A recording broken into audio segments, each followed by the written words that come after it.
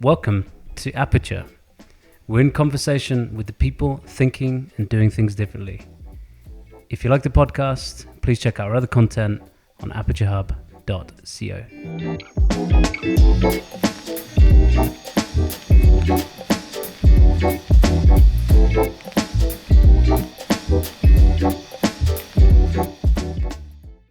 Welcome to episode 6 of Aperture. We are with Adrienne PERRAMOND, who is an angel investor, a startup advisor, and an independent mediator. Adrienne works as the president of the Business Angels Switzerland, a not-for-profit angel investing association.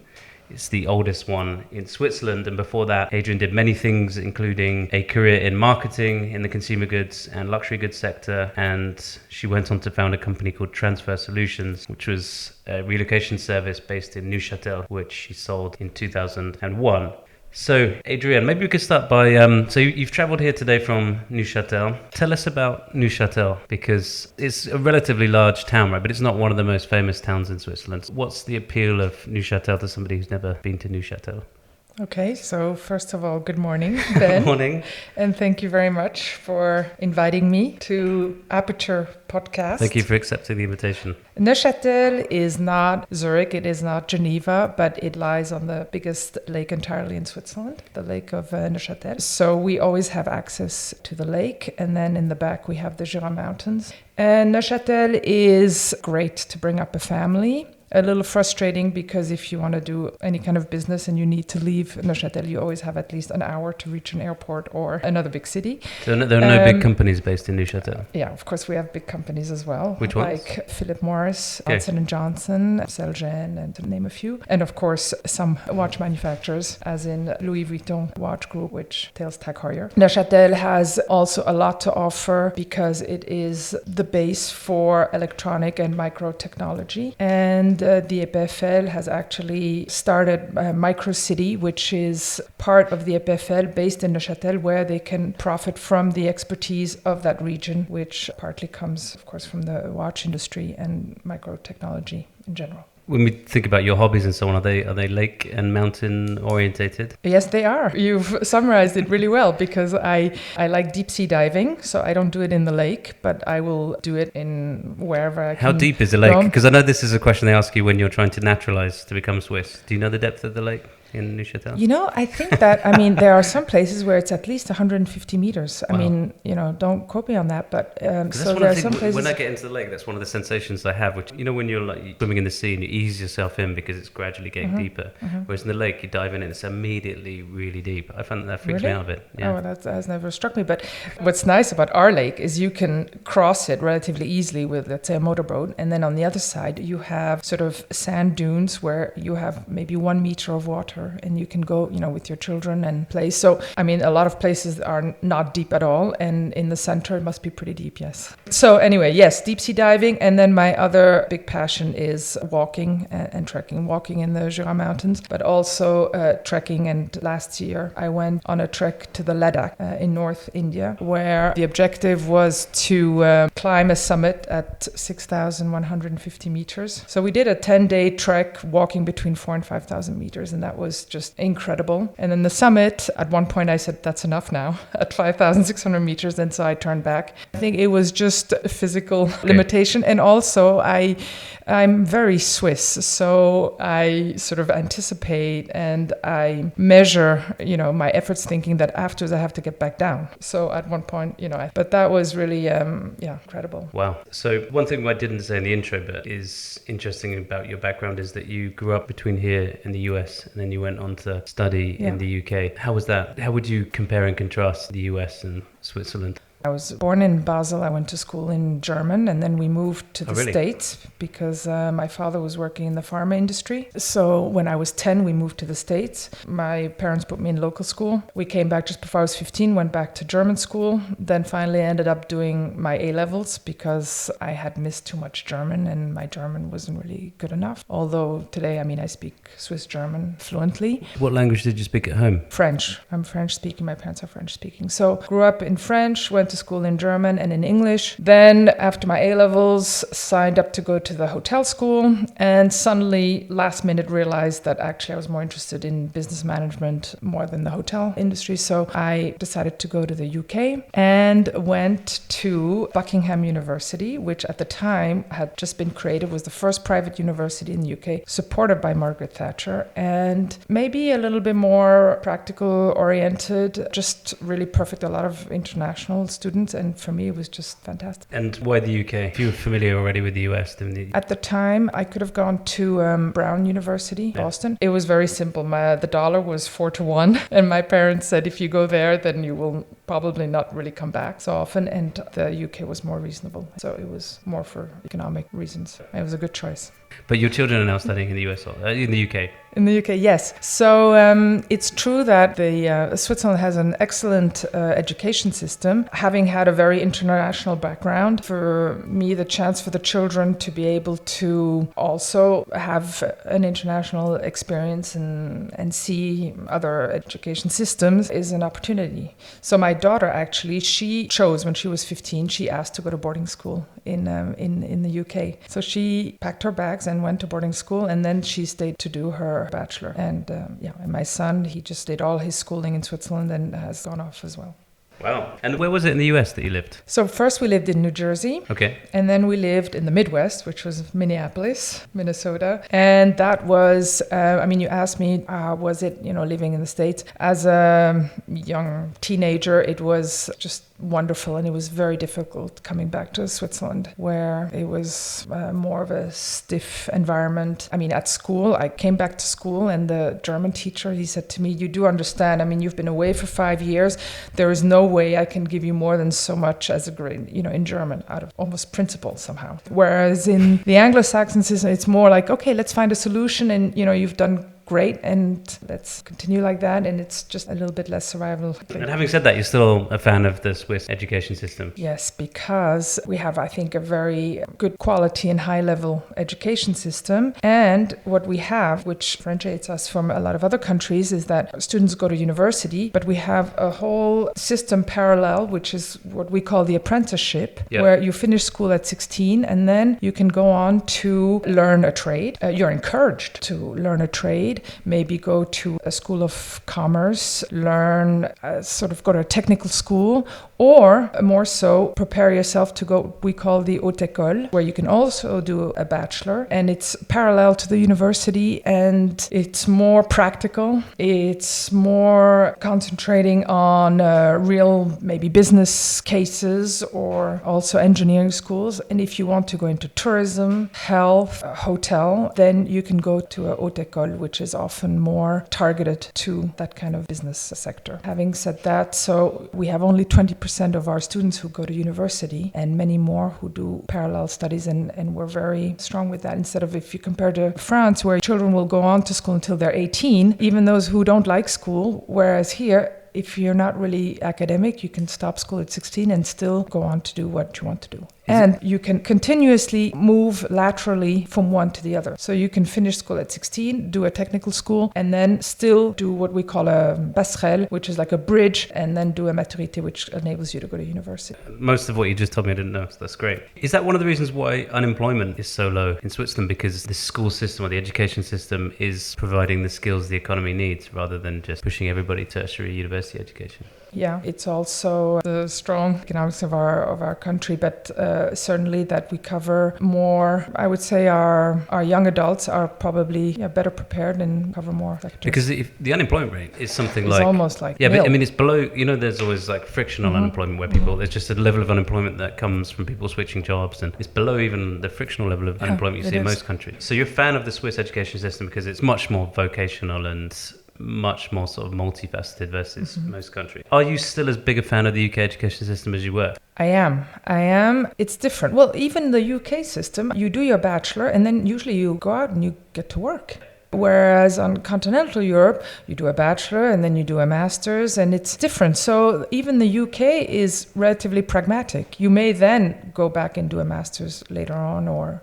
Okay, we're going to slightly change track now because I want to talk a bit about consumer goods. This is an industry that we're fascinated by, well, or at least the transition that this industry is going through we find fascinating, because clearly a lot of people talk about how the internet has or is changing many industries, and not that many people talk about how it's changing consumer goods, but to us it's having a radical impact. I suppose what we would like to do is ask you to compare your experience today working with startups with the time when you worked at Tag Heuer and at Kraft, and tell us what you think has changed about marketing in those years. What's been a constant and what has radically changed about marketing?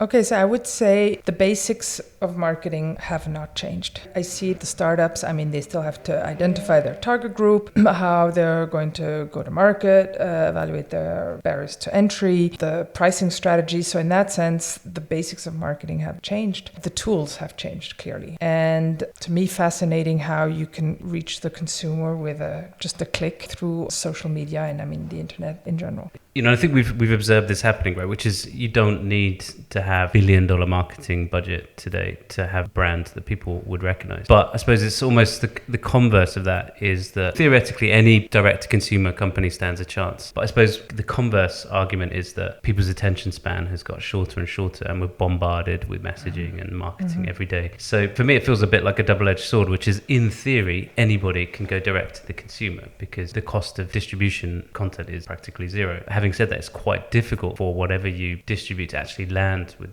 the consumer because the consumer is time poor, attention poor. How have you seen that play out? You're right. I would go even further and say that the consumer is distracted. And how do you keep your audience engaged? So I would say yes, I would speak about reaching the consumer, acquiring it, and then retaining it. To reach it, yes, it's certainly easier and faster. How to acquire it, it's probably very difficult because the consumer has a lot more bargaining power. The consumer has so much more access to competitive products. They have more choice through higher competition, and the fact that everyone can reach the consumer more easily. Yes, it's more difficult to acquire. And then to retain, I would say you probably have less loyalty. That's interesting, because I think the way you put it is better than the way that I put it. You drawing a distinction between reaching the consumer and actually acquiring the consumer is a really good way of expressing that paradox that everybody can theoretically reach anybody in the internet age, but it's very difficult to actually get their attention and acquire them.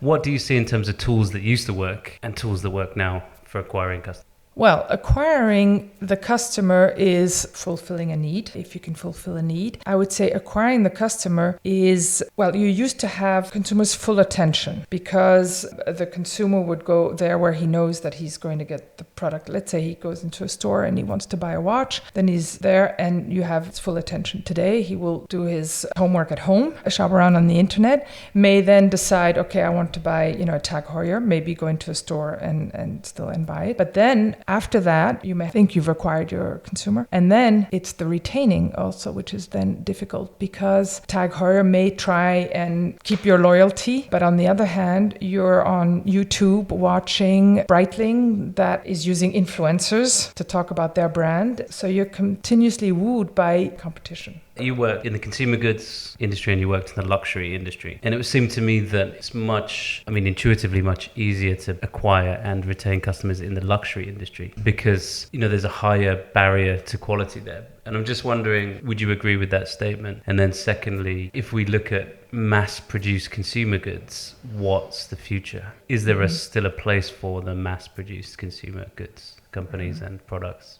So first, to speak about the luxury brands, yes, there is still the desire to buy luxury brands. There's a certain loyalty. Why? Because it's not necessarily a need, but it's an image. And this brand will reflect the image you want to give. And so I think that if you can feel comfortable with a brand and stick to it in that sense. So yes, there's certainly more loyalty concerning luxury brands. What concerns mass consumer products, the difference I would say is that the consumer has changed. You have the eco-conscious consumer. We're moving towards less consumption, less waste. Manufacturers are challenged to find new packaging methods. So yes, we still need products, but the way we consume them is changing. The consumer is more comfortable with recycling. We're heading towards away from the throwaway culture to I take my mug with me everywhere. Having said that, and my children, they prone that, and it's very idealistic. And then I think of the family where both parents work, come home at 7 p.m. I don't see them going into the local store with their Tupperware to buy the evening meal. Yeah. So I would say what's really going to make the difference is the packaging. That's an interesting distinction you draw between, what's theoretically possible for the consumer to do to be more green versus what's realistic. But in general, there's, as you say, right, there's a general push towards consumers wanting more sustainable products, maybe higher quality products. At the same time as there's now this opening for new brands to reach the consumer directly. And in that context, what happens to brands that mass produce not particularly high quality products and used to get away with it by spending lots of money? Well, first of all, by producing at such scale that they could price more competitively, and then spending so much on marketing that they could get the consumer to buy their product even though it was potentially lower quality than the alternatives. Can that model still work in an age where it's possible to produce things on a smaller scale for each different type of customer demographic at the same time as it's possible to reach that consumer at the same time as that consumer is demanding high quality products? Well, I would say if you take D2C as in direct to consumer, that automatically is more of a local market because, to succeed, you're going to concentrate on more of a local area. So in that sense, that's changing. But if I look at mass consumer, the industry, like General Electric, for example, or even Procter & Gamble, what they're doing is, General Electric, their most profitable line of business is, for example, the health sector, where they are working on medical diagnostics equipment, as in MRI and health data management, and they are spending over 5 billion in R&D compared to, for example, Nestle, which has, I think, about 1.7 billion in R&D. So take General Electric, they're not just selling appliances, or they are working on innovation through the R&D, and hopefully will buy the startups that are innovating, which will help them keep up with the market the way it is today. And if you take Procter & Gamble, yes, what will happen is you can take, for example, a product of theirs like Clear Blue, which is pregnancy test, where you have Ava, which you may have heard of, which is a startup which has developed the wristwatch and the mobile app which women can wear, and which will give them the 9 vital signs of fertility and help them see when they are most fertile. Well, now they want to move on to and use their product as a contraceptive method. So, you have Clear Blue, you have contraceptive methods, which will be replaced by more new, innovative and disruptive products. The answer isn't to carry on doing the same thing. So these mega consumer goods companies won't carry on with the same business model of mass producing for the mass consumer. Instead, what you're saying is they're likely to either push into areas where there's still a moat, where they can still price and operate at scale, or not necessarily mutually exclusive, but then they'll also buy startups so they can get access to these goods that are selling to these different demographics, or they'll invest in tech and data and the sorts of things through which they can sustain loyalty and higher pricing and deliver higher sort of long-term value to the consumer. What about pricing? At the start, you said lots of things haven't changed. Customer segmentation is important, brand is important. If you think about toothpaste, one of the ways in which you might want to price toothpaste is based on a subscription, because you're always going to need toothpaste every couple of months. And so you don't open that consumer up to temptation to being acquired by a different brand every 2 months. Instead, you get the customer to sign up to a long-term subscription. The company or the startup still has to define its pricing strategy. The pricing has changed. Probably you can change it 2 ways. A is with the infrastructure service, so how you get it to the consumer. And maybe a lot of companies are starting to do that, is to acquire D2C startups, which will enable them to get to the consumer more easily. And the advantage of that is very important, is A, to understand your consumer. You have direct access, and you're much more flexible, and you can be more innovative and implement it much more easily. So they will change the way the product gets to the consumer. Or you could, for example, do like Harry's razor blades, where you try a type of subscription, if you like. You can order the razor blades directly to your home. Same thing as contact lenses. It took me a while, but at one point I realized I could order my contact lenses through the internet, and with a click of a button, I reorder them when I need them and they come directly to my home. Well, there's not maybe a lot of marketing involved because it's more of a product that I need. But if you take Harry's razor blades, the way they've managed to address the consumer and create a certain loyalty is the way forward. Sure. In terms of reaching the consumers, I guess theoretically, if you think about marketing theory, it shouldn't be theoretically possible for there to be such a multiplicity of small brands in the marketplace. Because the consumer, being rational and of limited time and attention, would seek to use a supermarket theoretically or Amazon. But it's just quite interesting that we now see such proliferation of brands and products. Are platforms like Shopify making this possible? And is it a long-term trend? I.e., are we living in this new world of the long tail of very small suppliers? Or is this just a moment in time phenomenon? And ultimately, people will buy everything through Amazon and they don't really care, or they can't manage with quite such a fragmented supplier base? I think that they go into the store, they have, a huge variety and choice of products. But on the internet, it's just as bad, actually, except you're in the comfort of your home. You still have to, decide what you want. So how do you decide what you want? I think that with D2C, the consumer has changed from physical interaction to much more of a digital, hiding maybe behind the comfort of the digital world. And in that sense, there is an opportunity to reach the consumer in a more emotional way, and that is being met in the D2C with the influencers. But it's interesting because the influencers, they can, if you take Kylie Cosmetics, it's a brand, but to me it has probably very little loyalty. What the brand is the image that Jennifer portrays, she as a person, and you identify with her. And the cosmetics in itself is nothing special on its own.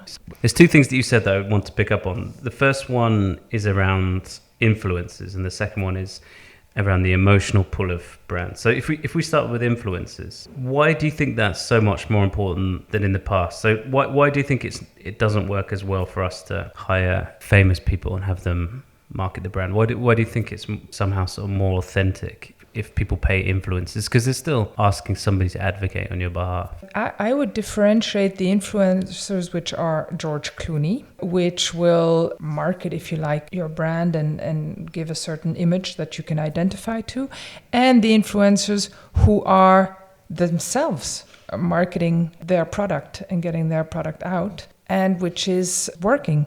And this comes to your second question about the emotion. So there is less physical interaction. People need to be entertained. They need to be somehow emotionally touched in another way than maybe in the past, where you would have more physical interaction. And so in that sense, you need to identify yourself with others, maybe more so because you're alone in your digital world. And I would add that brands should actually lead the example of helping consumers move away from this digital filter bubble that we're in. So listening to you, I think what occurs to me is that one, using emotions is important because you need to cut through the noise and reach and engage a consumer who is busy, time poor, attention poor. So I think I agree with you on that. And then I think the second thing is, listening to you, and this crystallizes something that I've been thinking myself, which is the role of the consumer has changed, right? The consumer is no longer just somebody who passively consumes. The role of the consumer is somebody who's also an advocate for the product. Because I suppose the difference was that we weren't connected to each other in the same way as before. Because we are now networked consumers. And so the emotional pull makes us feel something that's more likely to make us advocates for the brand. And then secondly, our advocacy is more likely to be heard than it was in the past because we're all connected to each other through these social channels. And I think that's the difference, right? In the past, you used to have to pay for George Clooney to advocate on your behalf. But now not only does that feel inauthentic, but secondly, if you can use emotion, you can get the consumers to do that for you on a much bigger scale than you can today with George Clooney and the decline of mass marketing channels, right? Yes, but also because the consumer's objective, if you like, has changed. He wants to live a memorable experience. Maybe they will prefer an experience over ownership. There's less the need to possess material things. It's maybe partially financially more attractive, but it's more the experience of living someplace original in someone else's home. In that sense, the consumer has changed and has other demands. And adding to that is, of course, again, the whole eco-conscious consumer. He will more and more want to know, if I buy this clothing, where is it being made? How is it being made? And how is it being transported? Great. Okay, so we're going to change track again. I'm going to ask you about transfer solutions. For the benefit of our listeners, what is a relocation agency? Okay, a relocation agency is you have just accepted a job in another country. You are moving to this new country and you will arrive, and sooner than later you will need to be 100% productive in your new job, and you need to organize your life around your job. Accommodation, maybe you have a family and you need to organize schooling. Where am I going to be able to continue my Pilates? It's another language. So relocate to a new environment and get organized as quickly as possible you can be in your new job. And I suppose, and I don't know if this is the case in other countries, it feels to be particularly acute in Switzerland, which is everything you said is true, right? So if you're moving to Switzerland from another location, you've got all of those things that you said are true, right? Which is it's a different environment. You don't know the best places to live, close to, in proximity to the best schools. You've got the language barrier. All those things are true. And in addition, what seems to be the case here is that you've also got an acute shortage of housing, right? So you want somebody to be giving you the very best advice and helping you to find the very best property, because there's so much competition for those properties. So when you formed the company, how important was that last point? Well, Neuchâtel is maybe a little bit different because the market is relatively small. At the time, the biggest problem was having furnished apartments because there was no real demand for that. But otherwise, the housing market was relatively accessible. Actually, our biggest problem was that sometimes they had too big a budgets and we couldn't find expensive enough housing. Really? I would say the main difference is 20 years ago, it was totally different. You didn't have the internet to help you. Today, it's different. You can shop around, probably find your local gym that corresponds exactly to what you're looking for relatively quickly. Probably most of the information is in English. So it's different. 20 years ago, there was a real need for relocation services. And actually, my thought was in Neuchâtel, there was really no relocation service. There were a few international companies. Okay, so you were ahead of the curve on this. 20 years ago, when you started Transfer Solutions, it was one of the first.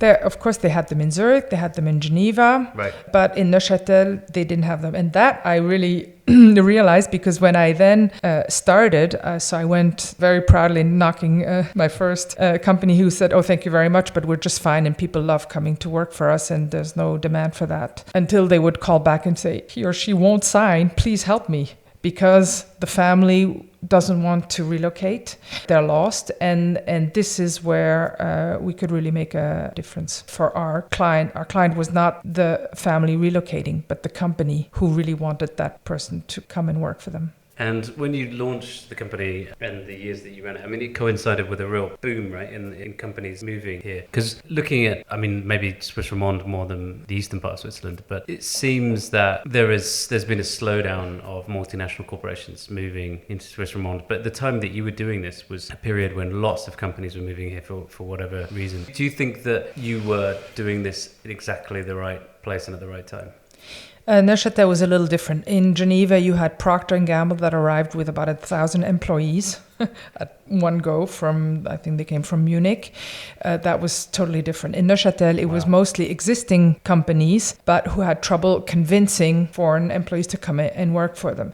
But one example where Energizer, they were closing their factory in Rouen, and France being France, they of course had to find solutions for their employees. So they could either pre-retire or they were given the opportunity to come and join Energizer in La Chaux-de-Fonds. So they hired us to organize a 2-day program for these 10 families to come and see if they could, be motivated to come to La Chaux-de-Fonds. And actually 3 families did move to La Chaux-de-Fonds, integrated, and I like to believe it's partly because we showed them that it was possible to do it for the whole family, the children, the spouse.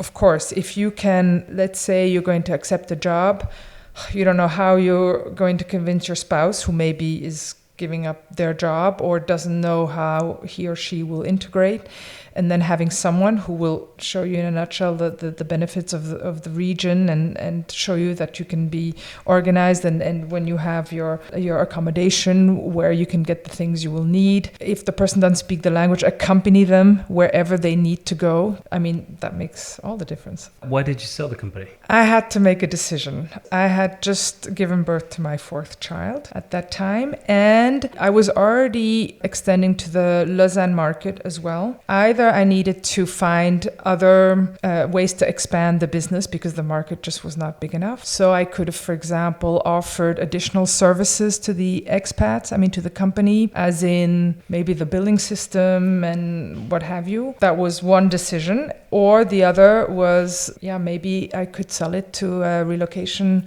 service who wanted to penetrate the Neuchâtel market. And I then chose, the latter option because I had this opportunity to then sell to this company who wanted to quickly expand their relocation service. So you built this company that you successfully sold while also looking after 3 kids, right? How tough was that? The tough part was working from home, actually, because it's very difficult to then separate family and professional.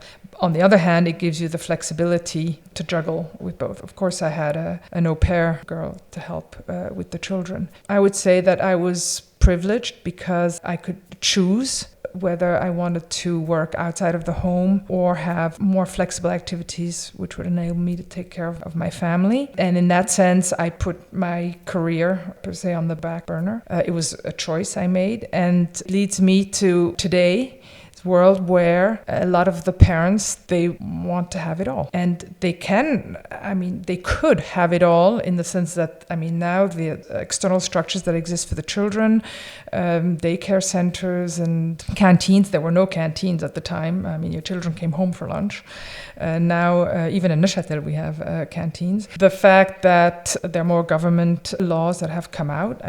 Imagine that a parent can have up to 3 days off per month to take care of their sick child. And it's usually, I'm afraid, the woman who will take these 3 days, not often enough the father. But having said that, I want to come back to the question of choice. At the time, I made a choice. My choice was also partly based on the fact that we were in Neuchâtel, which is a smaller market, and there were probably less professional opportunities also for me, and that I had a husband who traveled a lot. So were we both going to be away a lot, yes or no? So that was a choice that we made together. And today, parents still need to make choices. They still need to make choices. I like to take the example of Helen Morrissey. She's a very famous CEO of an investment bank in the UK. She had 9 children. Well, her husband stayed at home and took care of the children. Great.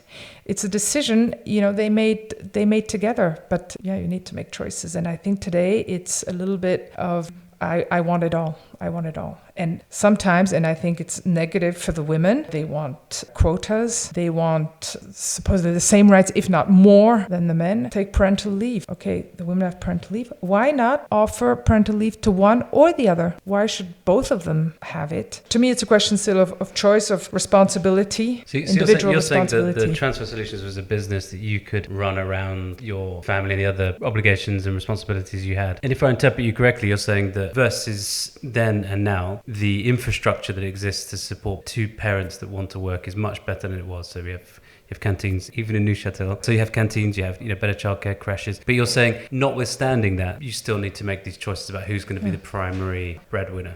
Families, they don't want an au pair or a living nanny because they want their privacy, or they don't want to use an additional room for a live-in nanny. So what happens is at 6 o'clock, they drop their pencil and they say, well, sorry, I have to go and pick up my child. Or my child is sick, I cannot take him to the daycare center. Or my child has ballet class, and more often than not, it still falls on the mother who will, because the father, he doesn't have the time. But she has a management job, so So it's not still not very attractive for the employers today. Yeah. So you've also been involved in local politics for a long time. Why did you get so involved in local politics? Was it some of these questions around supporting working parents? What was the motivation for getting into politics? The main motivation was, well, first of all, I was a little naive, and so I made a donation to the Liberal Party, and they then called me, and then I was hooked. And then I felt I was working from home, I had more time, and I felt it was my civic duty to be involved in local politics. Do you think that sense of civic duty was something that came from your schooling in Switzerland? Like, why do Swiss people feel this very strong sense of civic duty? It was two things. It's one that I thought I had something that I could contribute, and I had the time to do it. So no, it is not due to my schooling, or it was more of a personal.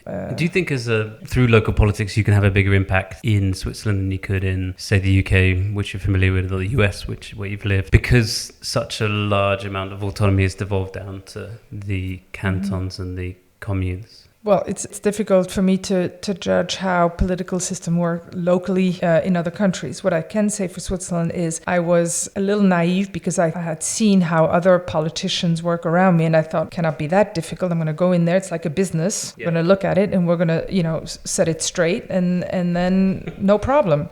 And the fact is, it's not that easy. And that was a good lesson. It took me 13 years. It was a good lesson because it's not a business. It's not a business. I think this is one of the big mistakes that people make, to draw that analogy between and politics all and business people I know who entered politics after a few years, they leave again because it's just too frustrating. It's frustrating for two reasons. One is because you have to take into consideration, if you take a village of certain infrastructure, you may have to keep up, build, even though it supports local communities, social welfare. You cannot just exclude that completely and run it like a business.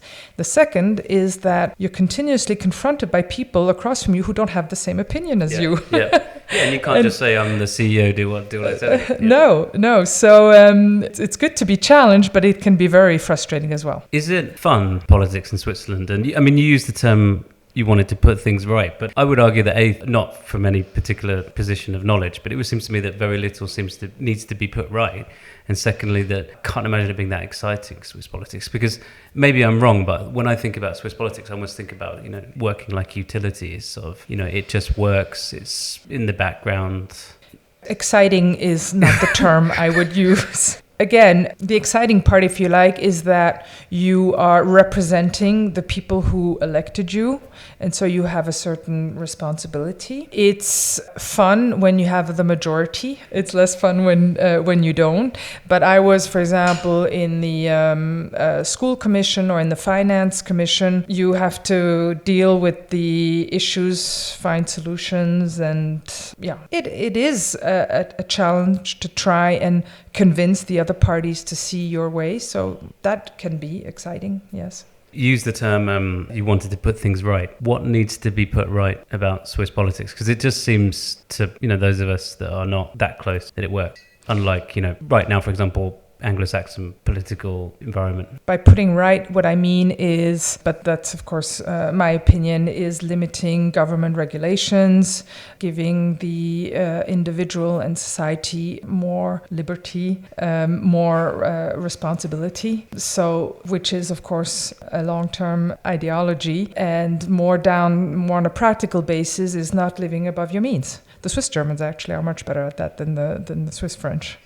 We should talk about Business Angel Switzerland, which is what you're currently working on. So tell us a bit more about Business Angel Switzerland. What does the organization do? How did you get involved? What's the difference between Business Angel Switzerland and some of the other angel investment groups in Switzerland? Okay, so Business Angel Switzerland, we call us BAS, Business Angel Switzerland.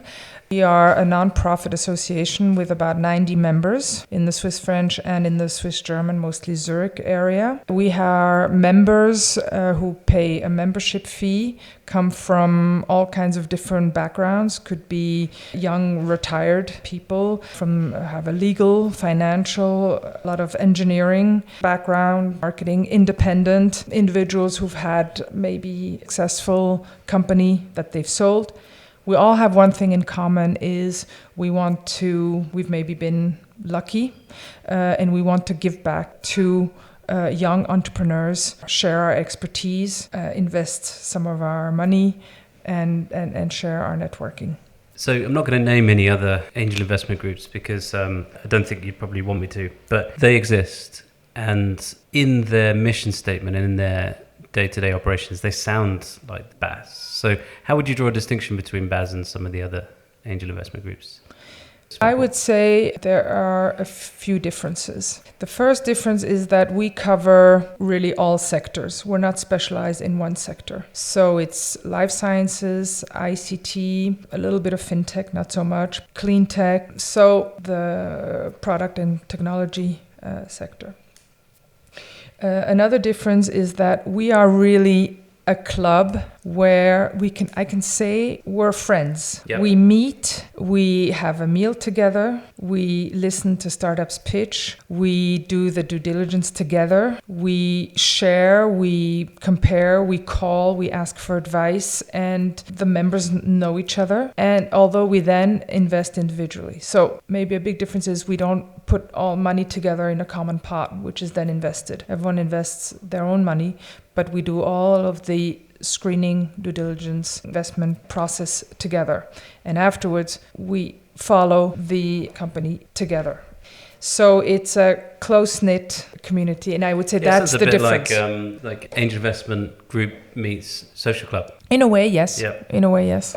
And how do you get the deal flow? How do you get the entrepreneurs bringing their companies to you and asking you for investment? So what we have is we have a platform, and a lot of our startups will sign up on our platform. They either come on their own because we have a certain reputation in the Swiss ecosystem, but we are also the members, quite active. We have a general manager. She is the key person in the club who organizes the events, but also is very active in the ecosystem and is in constant contact with startups. Our members are ambassadors. You can sign up to be an ambassador, and then you participate in events, and you encourage potential startups to come and sign up on our platform. We participate in juries, for example, the Venture Kick jury, where we see potential startups could be interesting for our members. We encourage them to sign up on our platform.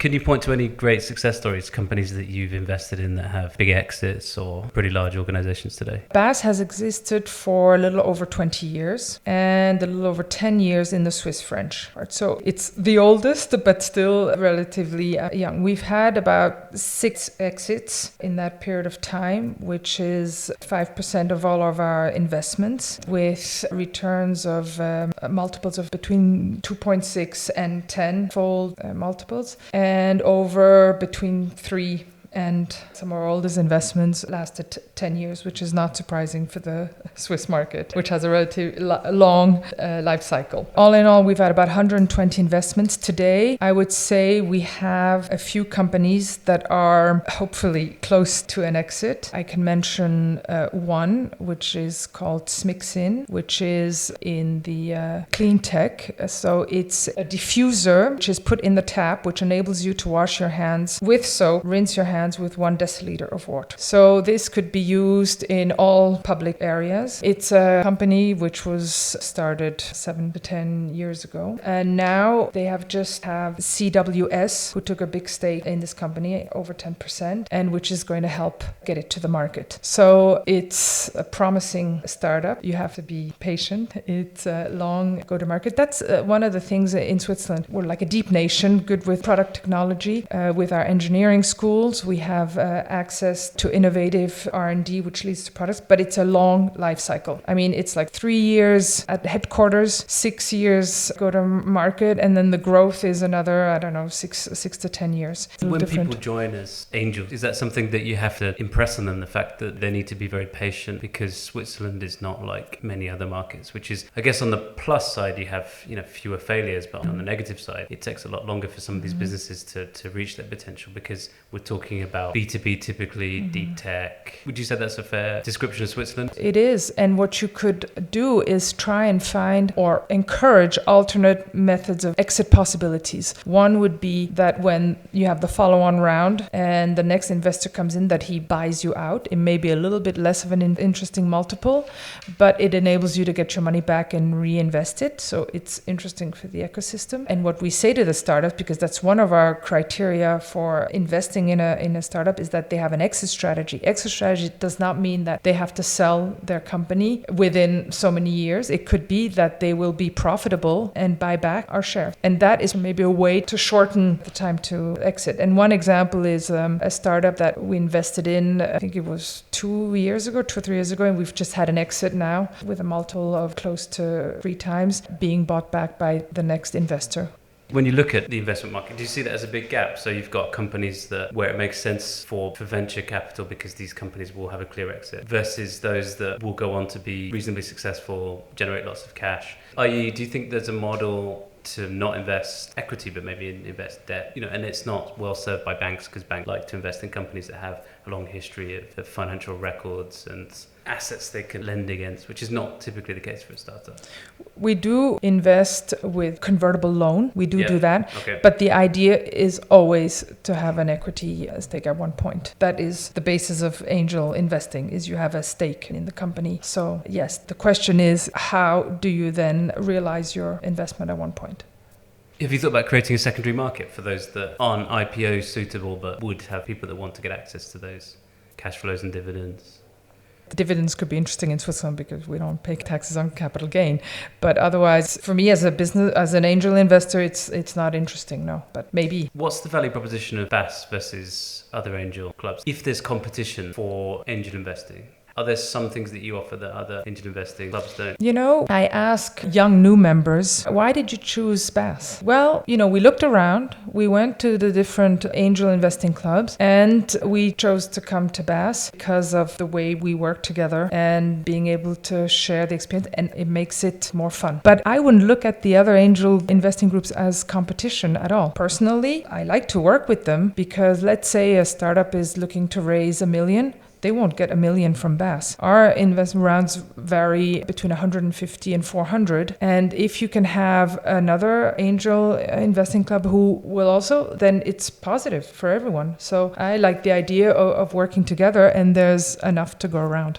We looked at the data from Swiss Startup Ticker, and there has been a massive rise in the size of the venture market in Switzerland over the last 3 or 4 years. What do you put that down to? Do you think it's just because more and more people are realizing that it's an asset class that has much higher returns than others, and also you have more capital seeking returns because we're living in a country with negative interest rates? Yes, the way asset management and investment in general has been since the financial crisis is that, yes, it was more difficult to invest in traditional asset classes. And so there was certainly an interest to do more like angel or even investing in funds which are active in seed capital or Series A or B. Having said that, there's also a curiosity and an interest to be part of the Swiss startup ecosystem. It can be through mentoring and coaching, through participating in foundations or associations that support startups, or through investing money. And if you are all alone, then it's difficult to find the startups. It's difficult. You will have maybe a small amount to invest. So you can either join an angel group that will invest for you, or you can be an active angel investor in an association like BAS, which will give you access to the startups. So I know you're relatively sector agnostic, but is there anything you particularly look for in the startups? Do you have a quote unquote investment thesis? Okay, so at BAS, what we do is we have a jury, and the jury will pre-screen the startups before presenting them to the members. Our criteria is that they have to be based in Switzerland.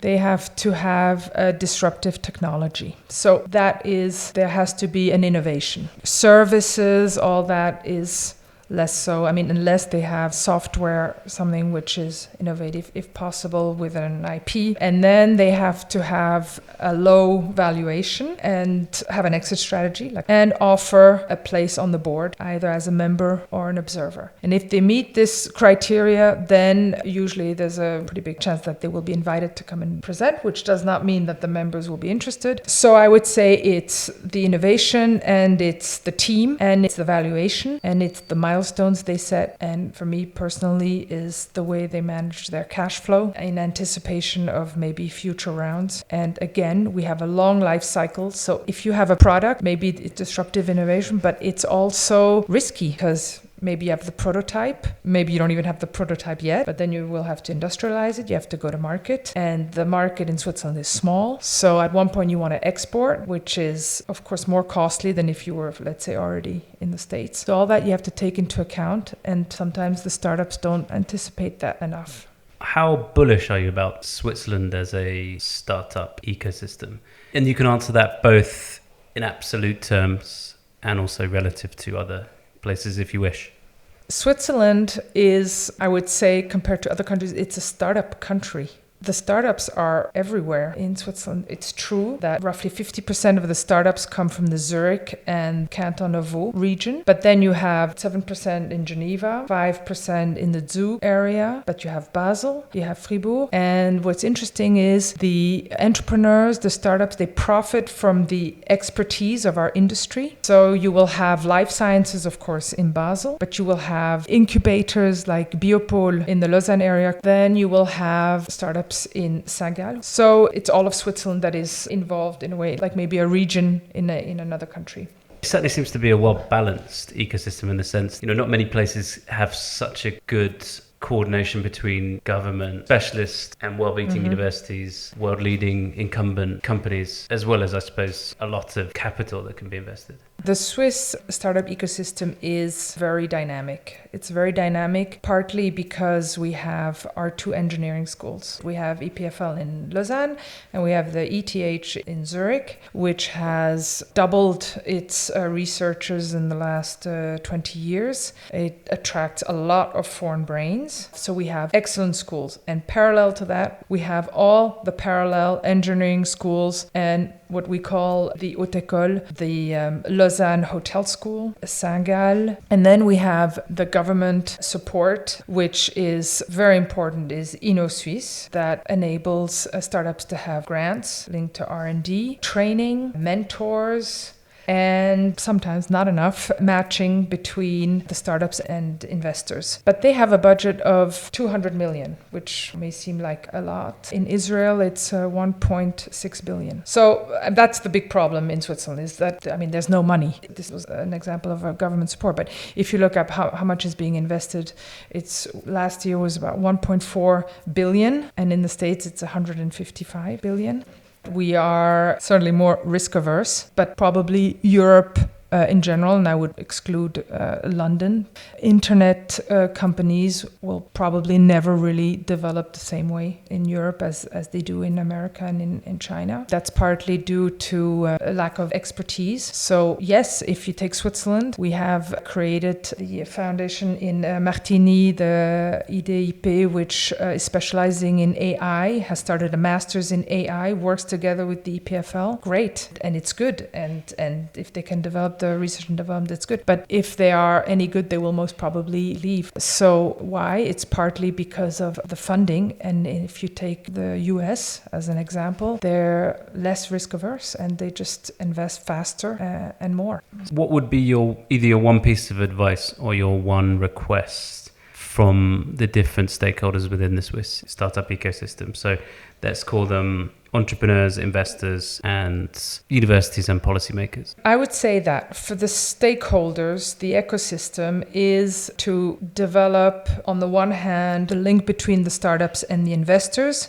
but more so try and fill the gap between seed investing, which is what angel investors do, and follow-on investment where the VCs, they want to see revenue, they want to see the product working, and there's a gap in between, and there's only so much that that angel investors can invest, but often it's just not enough. And our strategy at BAS is when you invest, you should take into account the same amount in follow-on investing, because there will be a follow-on round before you can attract big investors. So for the ecosystem, that's what I would say. So you'd like to see the government coming in to fill some of that gap between the seed investor and the Series A VC investor? For me, the ecosystem is not only the government. The government can, through organizations like InnoSuisse, Digital Switzerland, promote and make the startup world more attractive to investors, yes. But the whole ecosystem has to, and even the VCs and us, we should also work at filling this gap between us and future investors.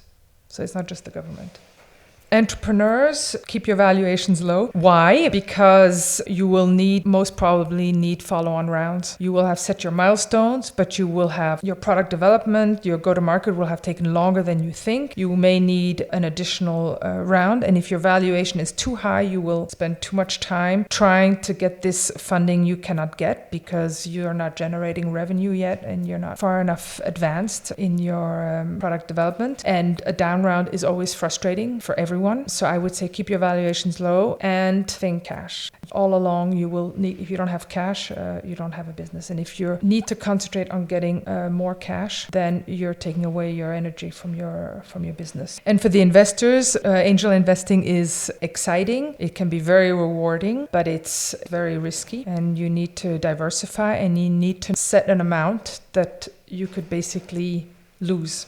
Angel investing is giving something to the ecosystem. It's helping entrepreneurs. It's networking, but it's also getting a return on your investment. Perfect. Adrienne, thank you very much for your time. Thank you very much for making the trip from Neuchâtel. Thank you, Ben.